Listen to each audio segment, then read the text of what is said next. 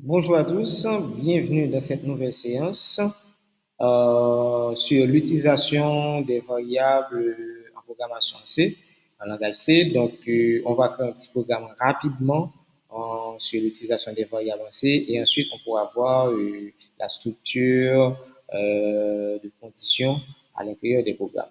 Donc, on va mettre tout d'abord une ligne de commentaires en programme qui résout l'équation AX égale à B. Voilà, donc le programme doit afficher la valeur de X. Après deux valeurs rentrées, par exemple une valeur pour A, une valeur pour B, le programme doit afficher facilement la valeur pour X. Alors, vous pouvez également mettre comme commentaire préparé par ou bien créé par et vous mettez votre nom. Ok, vous mettez votre nom en commentaire. Et voilà. Maintenant, je vais commencer. Donc, je mets des include. La première ligne du programme est studio.h. Ça, c'est la librairie pour l'affichage.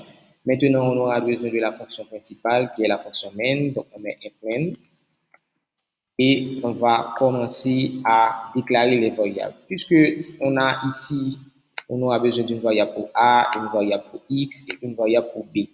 Donc, puisqu'on va faire des divisions, quand on va calculer X, on aura B sur A, donc ça va faire une division entière, donc on aura besoin des valeurs décimales. Donc, on va déclarer les variables de type float cette fois-ci. On va dire float A, virgule B, virgule X. Donc, on a déclaré trois variables de type décimal. OK?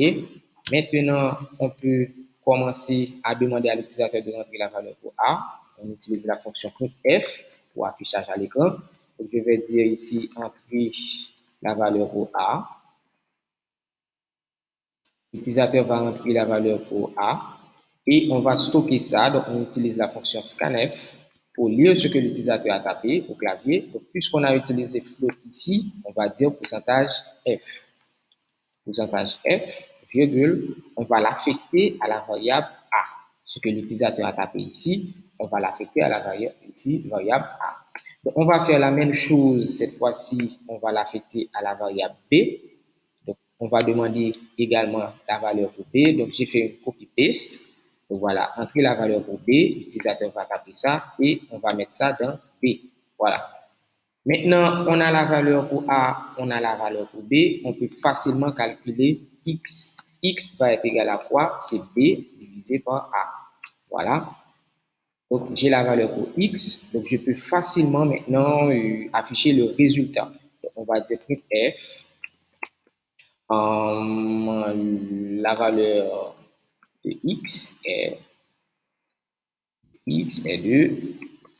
Voilà. Et on affiche, donc c'est flottant, donc c'est pourcentage F. Donc là, on peut dire virgule, on affiche X. Donc on va afficher la valeur de X. Pour l'instant, le programme, on n'a pas géré des erreurs. Pour l'instant, si on lance, vous allez voir, ça va vous demander la valeur pour A. Voilà, je viens de lancer ça. Entrer la valeur pour A, par exemple, je mets 5. Enter. Entrer la valeur pour B, par exemple, je mets 25. Voilà, la valeur de X est de 5. Et je fais un autre exemple. Valeur pour A, je mets 2. Et la valeur pour B, je mets, je sais pas, 9.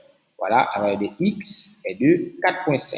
Donc, ça tient compte des valeurs décimales. Donc, voilà, en gros, pour l'instant. Mais si on va voir à nouveau. Si l'utilisateur avait tapé, par exemple, 0 pour A et 4 pour B, maintenant là, il y a erreur. Le programme ne va rien afficher parce que K sur 0, c'est indéterminé, c'est impossible en partie. Donc, on doit tenir compte de ces conditions-là. Donc, c'est pourquoi dans la nouvelle séance, on va voir comment utiliser les conditions if, else. Alors, on va poser des conditions dans notre programme. Si telle condition est respectée, donc ça doit faire le calcul. Sinon, ça ne doit pas faire le calcul. Donc, à tout à l'heure dans la nouvelle séance pour sur les conditions. Merci.